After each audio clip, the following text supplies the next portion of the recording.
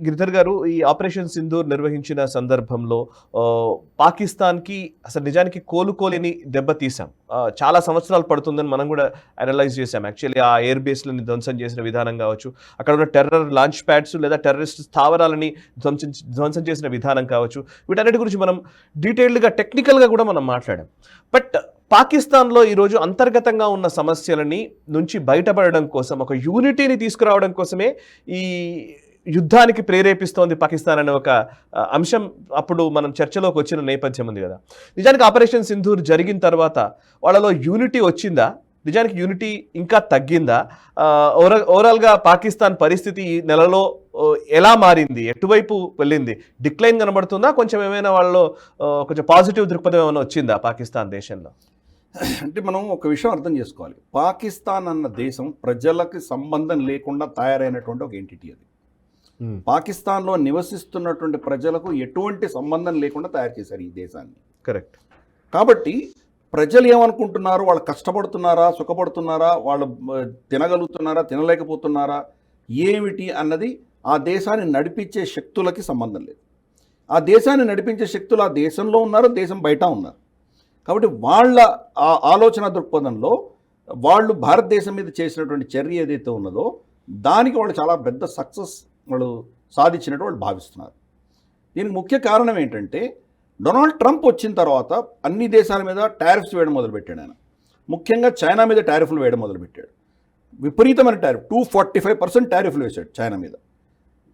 ఇటువంటి పరిస్థితులలో చైనా నుంచి ప్రత్యామ్నాయం కావాలి అని చెప్పేసి ప్రపంచంలో ఉన్నటువంటి సప్లై చైన్ లాజిస్టిక్స్ అందరూ కూడా చూస్తున్నారు. నెక్స్ట్ చైనా తర్వాత నెక్స్ట్ పెద్ద ఆపర్చునిటీ, ఒక అవకాశం ఉన్నటువంటి దేశం ఏది? భారతదేశం.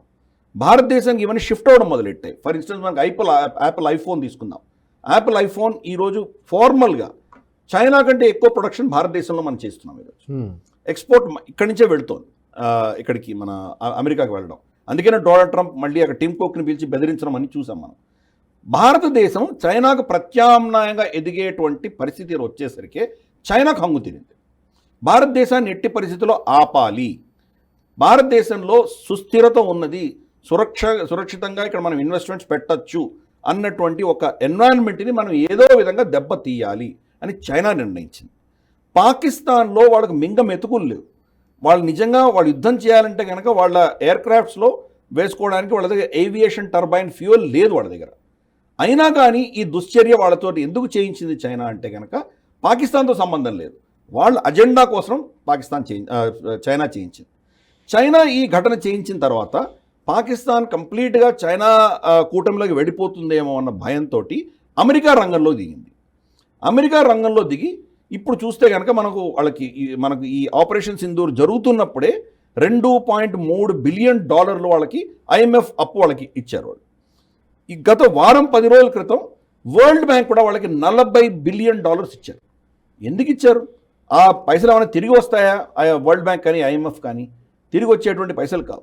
అయినా ఎందుకు ఇచ్చారు అంటే చైనా యొక్క ఇన్ఫ్లుయెన్స్ నుంచి దూరం పెట్టి అమెరికన్ ఇన్ఫ్లుయెన్స్లో పెట్టుకోవాలి అన్నటువంటి భావంతో అమెరికా సపోర్ట్ చేస్తుంది.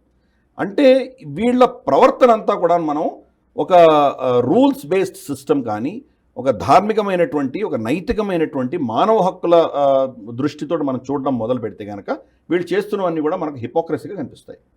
వాళ్ళ ఇంట్రెస్ట్ని కాపాడుకోవడానికి చేస్తున్నారు. డెమోక్రసీ పేరిట, తర్వాత ఈ టెర్రరిజం పేరిట మనకు లెక్చర్లు ఇస్తారు, కానీ చేసేది ఎగ్జాక్ట్గా ఆపోజిట్ చేస్తారు వీళ్ళు. చైనా, అమెరికా ఇద్దరు పాకిస్తాన్ని వాడుకుంటున్నాయి. వాళ్ళ యుద్ధాల కోసం భారతదేశాన్ని బలి చేశారు వాళ్ళు. అందుకని ఈరోజు పాకిస్తాన్లో ఉన్న పరిస్థితుల్లో ఏం మార్పులు లేవు. బలూచీలు కొట్లాడుతున్నారు, పష్తూన్లు అక్కడ గొడవ జరుగుతోంది. గిల్గిట్ బాల్టిస్తాన్లో ఇప్పటికి 15 రోజులు 20 రోజులు అయిపోయింది. మొత్తం ఆ సీపాక్ అంతా కూడా క్లోజ్ అయిపోయింది. అక్కడ కూడా సీపాక్లో కూడా ఎంతటి దారుణమైన పరిస్థితి అంటే వీళ్ళ పాకిస్తాన్ ఆర్మీ ఒక కొత్త కంపెనీ స్టార్ట్ చేసింది, లాజిస్టిక్ కంపెనీ. మొత్తం చైనాతో ట్రేడ్ అంతా మేమే చేస్తాము, ఇంకెవరు చేయడానికి వీల్లేదు అని చెప్పేసి గిల్గిట్ బాల్టిస్తాన్లో ఉన్నటువంటి లోకల్ ట్రేడర్స్ వాళ్ళ ఇంపోర్ట్ ఎక్స్పోర్ట్స్ అంతా కూడా వీళ్ళు ఆపేశారు. దానికి నిరసనగా వాళ్ళు మొత్తం ఆ సీపాక్ రోడ్ అంతా ఆపేశారు. కాబట్టి పాకిస్తాన్లో ఏ ప్రాంతం చూసినా అల్లకల్లోలంగా ఉంది. సింధు చూస్తే కనుక సింధులో వీళ్ళు పంజాబీ పాకిస్తాన్లు ఏం చేశారంటే అక్కడి నుంచి వస్తున్న సింధు జలాలని డైవర్ట్ చేసి 6 కెనాల్స్ కింద తీసుకువెళ్ళి అక్కడ వాళ్ళు కాలనీలు కట్టుకుందామో వాళ్ళ ఆర్మీకి, వాళ్ళ ఎలీట్, వాళ్ళ పంజాబీ ఎలీట్కి అని వాళ్ళు నిర్ణయించారు. ఇప్పుడే నీళ్లు లేవు సింధులో. ఆ 6 కెనాల్స్ కట్టుకుంటే కనుక చుక్క నీళ్లు కూడా రాదు. కంప్లీట్ ఎడారైపోయేటువంటి ప్రమాదం ఉన్నది సింధులో. కాబట్టి ఇన్ని ప్రాంతాలు వ్యతిరేకంగా యుద్ధం చేస్తున్నా భారతదేశం తిప్పి కొడుతుంది అని వాళ్ళకి తెలిసినా కానీ కూడా ఎందుకు వాళ్ళు ఇటువంటి చర్య చేశారు అంటే ప్రజలతో సంబంధం లేదు. ప్రజలు నీళ్లు లేకుండా ఇబ్బంది పడినా పర్వాలేదు, ప్రజలు ఆకలితో చనిపోయినా పర్వాలేదు, కానీ అక్కడ ఉన్నటువంటి శక్తి, నడిపిస్తున్నటువంటి శక్తులు ఎవరైతే ఉన్నారో వాళ్లకు ముట్టవలసిన పైసలు ముడుతున్నాయి. వాళ్ళు ఎవరి ఆధారంతో, ఎవరి ప్రోద్బలంతో వాళ్ళు ఈరోజు సత్తాలో ఉన్నారో వాళ్ళు ఏం ఆదేశం ఇస్తే ఆ ఆదేశం ప్రకారం వీళ్ళు పనిచేస్తున్నారు. నూర్ ఖాన్ ఎయిర్ బేస్ ఇప్పుడు మనకు తెలుస్తుంది. Noor Khan air base America హస్తంలో, అమెరికా కంట్రోల్లో ఉన్నది మనకు తెలుస్తుంది. వాళ్ళు ఏ సామాన్ దించుతున్నారో అన్నది లోకల్గా అక్కడ ఉన్నటువంటి నూర్ ఖాన్ ఎయిర్ బేస్లో ఉన్నటువంటి వాళ్ళ ఆఫీసర్స్, పాకిస్తానీ ఆఫీసర్స్ ఎవరు కూడా ప్రశ్నించలేనటువంటి పరిస్థితి. ప్రశ్నించే ప్రయత్నం చేస్తే అమెరికన్స్ ఒక అతను గన్, పిస్టల్ తీసి అతన్ని పాయింట్ చేసేట, నువ్వు అడిగితే నేను షూట్ చేస్తాను అన్నాడంట. అందుకనే నూర్ ఖాన్ ఎయిర్ బేస్ని మనం కొట్టంగానే 2 గంటల లోపల మనకు అమెరికా నుంచి ఒత్తిడి రావడము, అంటే పాకిస్తాన్ మీద ఒత్తిడి రావడం, ఏదో విధంగా దీన్ని ఆపాలి అన్నటువంటి ఒత్తిడి తీసుకొచ్చారు. అక్కడ బంకర్ బస్టర్ బాంబ్ కొట్టి మనం 3rd ఫ్లోర్లో భూమి లోపలికి వెళ్ళి దాన్ని పేల్చాం. మనం 100 మంది పైబడి వాళ్ళ సైన్యం చనిపోయింది. దాన్ని అక్నాలెడ్జ్ చేయలేదు పాకిస్తాన్. వాళ్ళ శవాలు తీస్తే కనుక శాటిలైట్ ఇమేజ్లో మనం పట్టుకుంటామని చెప్పి వాళ్ళు బుల్డోజర్ పెట్టి ఆ శవాలతో సహా మొత్తం నేలమట్టం చేశారు. అంతటి దారుణమైన పరిస్థితి. అంటే ఈరోజు అమెరికా, చైనా ఇద్దరు కూడాను పాకిస్తాన్ని చింపేసిన విస్తరలాగా వాళ్ళు వాడుకుంటున్నారు. ఇది అక్కడ ఉన్నటువంటి పరిస్థితి. నీళ్లు లేవు. ఇండస్ వాటర్ ట్రీటీ మనం సస్పెండ్ చేసిన తర్వాత, దాన్ని ఒక అబయన్స్లో పెట్టిన తర్వాత ఈరోజు వాళ్ళకి నీళ్లు ఆగిపోయినాయి. జూన్లో వాళ్ళకి ఇప్పుడు పంటలు, వరి నాట్లు వేయాలి, వేసే పరిస్థితి లేదు. మంచినీళ్ళకి వాళ్ళకి నిజంగా నోచుకోలేనటువంటి పరిస్థితి ఈరోజు వస్తున్నది. మనం డీసిల్టేషన్ మొదలుపెట్టాం.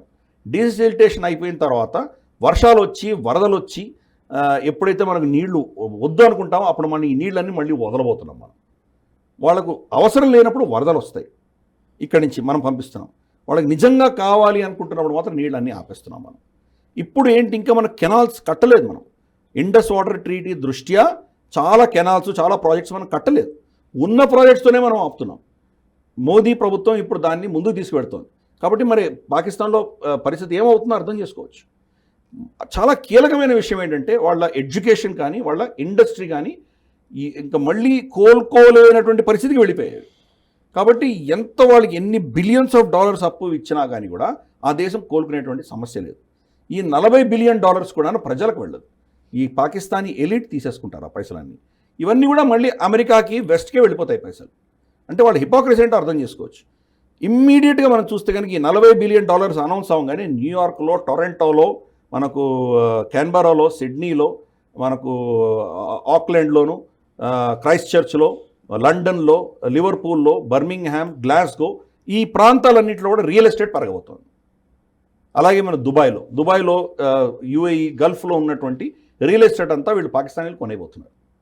అంటే పేరుకి అక్కడ వెళుతోంది పైసలంతా, ఈ $40 బిలియన్ అటు నుంచి ఇవన్నీ వాళ్ళ చూపులోకి వెళ్ళిపోతున్నాయి. కాబట్టి ఇదంతా కూడా ఒక పాన్జీ స్కీమ్. దీని వెనకాల ఉన్నటువంటి శక్తులు, డీప్ స్టేట్ ఎవరైతే ఉన్నారో, అమెరికాలో కావచ్చు లేదా చైనాలో కావచ్చు, వాళ్ళు దీనంతా నడిపిస్తున్నారు. కాబట్టి ఆ దేశం, ప్రజలు, ఆ దేశం యొక్క ఎకానమీ అధపాతాళంలోకి వెళుతోంది. దాన్ని ఆపే నాథుడు లేడు. కానీ ఆ దేశానికి ఏమీ కాదు. ఆ దేశంలో ఇంతటి కష్టం వచ్చినా కానీ వాళ్ళని ఆదుకోవడానికి చాలా శక్తులు ఉన్నాయి. వాళ్ళ అస్త్రాలు ఇన్ని పోయినాయి. వాళ్ళకి ఇన్ని ఎయిర్ బేస్లను ధ్వంసం చేశాం. ఆ ఎయిర్ బేస్లు అన్నీ మళ్ళీ నిర్మించడానికి ఇవే శక్తులు వాళ్ళకి పైసలు ఇస్తున్నాయి. చైనానే వచ్చి వీళ్ళకి బంకర్లన్నీ కట్టారు. మన ఎల్ఓసి దగ్గర మొత్తం అంతా చైనీస్ బంకర్సే ఉన్నాయి. వాటినే పేల్చాం మనం. రమారమి 115, 120 బంకర్స్ మనం పేల్చాం మనం ఈసారి. కానీ దాన్ని ఫండింగ్ ఇచ్చేదంతా చైనా ఇస్తోంది, అమెరికా ఇస్తోంది. కాబట్టి పాకిస్తాన్ని, భారతదేశంతో సంబంధం లేదు, పాకిస్తాన్ని వాళ్ళ అధీనంలో పెట్టుకోవాలని 2 శక్తులు ప్రయత్నం చేస్తున్నాయి. దాంట్లో వాళ్ళు భారతదేశం మీద ఎటువంటి దుశ్చర్య పాకిస్తాన్ చేసినా దాన్ని వీళ్ళు పట్టించుకోకుండా దాన్ని విస్మరించేటువంటి పరిస్థితి ఈరోజు చూస్తున్నాం మనం. అది పాకిస్తాన్ యొక్క అడ్వాంటేజ్. పాకిస్తాన్ అడ్వాంటేజ్ ఏంటంటే వాళ్ళ జియోగ్రాఫిక్ లొకేషన్. కిరాయికి పెట్టినటువంటి దేశం. ఆ దేశాన్ని వాళ్ళు అమ్ముడుపోయారు. నూర్ ఖాన్ ఎయిర్ బేస్లో అమెరికా కంట్రోల్ ఉందని ఈ రోజు దాకా ఎవరికీ తెలియలేదు. భారతదేశం కొట్టిన తర్వాత ప్రజలకు తెలుస్తుంది, ఇంతవరకు తెలియదు. అలాగే రఫీకీ ఎయిర్ బేస్ కావచ్చు, మనకు బలూచిస్తాన్లో ఉన్నటువంటి 2-3 ఎయిర్ బేస్లు కావచ్చు, ఇవన్నీ అమెరికా హస్తగతం అయినాయి. అలాగే పాకిస్తాన్, చైనా కంట్రోల్లో కొన్ని ఉన్నాయి. ఇవంతా కూడాను ఇన్ఫాక్ట్ వాళ్ళ లాహోర్ ఎయిర్పోర్ట్ కావచ్చు, ఇవన్నీ కూడాను కన్జర్వేటివ్స్కి ఇచ్చేశారు వాళ్ళు. ఎందుకంటే అప్పులు తీర్చుకోలేనటువంటి పరిస్థితి. మనకు తెలియదు కానీ బహుశా ఈవెన్ గిల్గిట్ బాల్తిస్తాన్ మన భూభాగమైనటువంటి వాడి కబ్జాలో ఉన్నటువంటి గిల్గిట్ బాల్తిస్తాన్లో కూడా చాలా ప్రాంతం చైనా కూడా హస్తగతం చేసేసాడు ఆల్రెడీ. ఒఫీషియల్గా చెప్పట్లేదు, మనకి చెప్తే మనం భారతదేశం గొడవ పెడుతుందని. వాళ్ళే వచ్చి ఆధిపత్యం చెలాయిస్తారు అక్కడ, వాళ్ళ పోలీసు వాళ్ళ సెక్యూరిటీ అని నడిపిస్తారు అక్కడ. లోకల్ ప్రజలకి ఎటువంటి ఆస్కారం లేకుండా కంప్లీట్గా వాళ్ళు అణిచివేసేటువంటి పరిస్థితి ఈరోజు. కాబట్టి పాకిస్తాన్ అనే దేశం, భారతదేశం కూడా ఇంచుమించు అలాగే తయారైంది. రెండు దేశాలు కూడా ప్రజల అభిప్రాయం లేకుండా తయారైనాయి. ఓకే, నేను భారతదేశంలో ఉండాలా పాకిస్తాన్లో ఉండాలా అని ఒక్క భారతీయుడిని కానీ ఎవరు అడగలేదు. అడగకుండానే విభజించారు, గీత కోసి వాళ్ళని విభజించారు. ఇది పాకిస్తాన్ అన్నారు, ఇది భారతదేశం అన్నారు. అలాగే ఇక్కడ ఉన్నటువంటి ప్రిన్స్లీ స్టేట్స్ 560 ప్రిన్స్లీ స్టేట్స్ కూడా మీరు ఎక్కడ వెళ్ళదలుచుకున్నా మీరు నిర్ణయించండి, మీ ప్రజలను అడగాల్సిన అవసరం లేదు. అవును. కాబట్టి అటువంటి స్టేట్ మనమేంటి అక్కడి నుంచి మెల్లిమెల్లిగా ఎదుగుతూ వచ్చాం. మన సంస్కృతి కావచ్చు, మన డెమోక్రటిక్ ఇన్స్టిట్యూషన్స్ కావచ్చు, క్రమేపీ గత 70-80 ఏళ్ళుగా మనం ఏదో ఒక విధంగా చాలా కష్టపడ్డాం. మనం కూడా ఇప్పుడు ఉన్నటువంటి సిస్టమ్ మనకు మంచిది కాదు, కానీ దాంట్లో కూడా మనం ఏదో విధంగా దాన్ని మనం నెట్టుకుంటూ వచ్చాం. మనం ఒక విధమైనటువంటి స్టెబిలిటీకి మనం వచ్చాం. పాకిస్తాన్ అలా కాదు, ఇప్పటికి కూడా ఈ శక్తుల ఆధారంగానే పనిచేస్తున్నారు, వాళ్ళ అధీనంలో ఉన్నారు. కాబట్టి మనకి ఎన్ని నీతి వాక్యాలు చెప్పినా అమెరికా అల్టిమేట్గా పాకిస్తాన్ని వాళ్ళ అధీనంలో పెట్టుకోవడానికి వాళ్ళకి ఎంత కావాలంటే పైసలు ఇస్తారు వాళ్ళు. ఇది అక్కడ జరుగుతున్నటువంటి పరిస్థితి.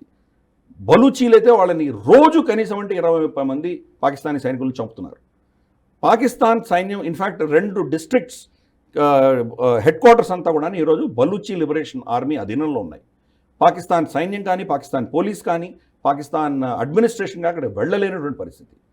వాళ్ళ రైల్వే ప్రపంచంలో ఎక్కడా లేనటువంటి ఫస్ట్ టైం బలూచిస్తాన్లో ఒక ట్రైన్ని హైజాక్ చేశారు వాళ్ళు. అంటే మనం అర్థం చేసుకోవచ్చు అక్కడ పరిస్థితి ఎలా ఉందో. అటువంటి అంటే వాళ్ళ జారిపోతుంది. అయినా కానీ కూడా ఈ శక్తులన్నీ పాకిస్తాన్ని సమర్థిస్తున్నాయి, బలూచీలకు వ్యతిరేకంగా వీళ్ళు సమర్థిస్తున్నారు. కాబట్టి పాకిస్తాన్లో ఉన్న పరిస్థితి, వాళ్ళు ఆ దేశం ఎప్పుడు రికవర్ అవ్వలేదు, ఆ ప్రజలు ఎప్పుడు రికవర్ అవ్వలేరు. అది మళ్ళీ ఎదిగి తల ఎత్తి చూసేటువంటి పరిస్థితి వాళ్ళకి లేదు. ఎకానమీ అన్నది ఎదగదు, ఎందుకు ప్రొడక్షన్ లేదు, వాళ్ళకు ఏమంటారంటే ఎకోసిస్టమ్ లేదు, ఇండస్ట్రియల్ సెక్టర్ అనేది చచ్చిపోయింది. అయినా కానీ కూడా పైసలు వస్తున్నాయి వాళ్ళకి. కాబట్టి ఈ పైసల్ని వాళ్ళు జీడిపిలో చూపిస్తారు, అది వాళ్ళు పనిచేసుకుంటారు. ఇది పాకిస్తాన్లో ఉన్నటువంటి పరిస్థితి. దీనివల్ల మనం ఎంత కష్టపడి వాడిని కొట్టినా, వాడికి ఎంత నొప్పి కలిగించేటువంటి ప్రయత్నం చేసినా మళ్ళీ ఈ శక్తులు రెండు, చైనా అమెరికా ఇద్దరు కూడాను ఆ నష్టం అంతా పూడుస్తారు వాళ్ళు. ఈ యుద్ధంలో నిజంగా వాడు పాకిస్తాన్ ఓడిపోయిందా, వాళ్ళు నష్టపోయారంటే పెద్ద ప్రశ్న. ఎస్, ఇంత నష్టపోయాం మనం. $7 బిలియన్ $9 బిలియన్ కొట్టాం, అన్నీ కలిపి $10 బిలియన్ అనుకుందాం. $10 బిలియన్ వాడికి నష్టం వాటిల్లేలాగా మనం కొట్టామండి. $40 బిలియన్ వరల్డ్ బ్యాంక్ ఇచ్చేసింది వాడికి పైసలు. నష్టమా లాభమా? కాబట్టి అది పాకిస్తాన్ పరిస్థితి. మనం ఎంత చావదెబ్బ కొట్టినా కానీ కూడా ఈ శక్తులు వాడిని ఆదుకుంటున్నాయి. Yes yes. ఈ వీడియో మీకు నచ్చినట్టయితే లైక్ చేయండి, 10 మందికి షేర్ చేయండి. అలాగే కామెంట్ల రూపంలో మీ అభిప్రాయాలను మాతో పంచుకోండి. Nationalist hub group of channels ను సబ్స్క్రైబ్ చేసుకుని తెలుగునాట జాతీయవాద జర్నలిజాన్ని ప్రోత్సహించండి. ఈ వీడియో కింద ఉన్న బెల్ ఐకాన్ పై క్లిక్ చేయడం మర్చిపోవద్దు.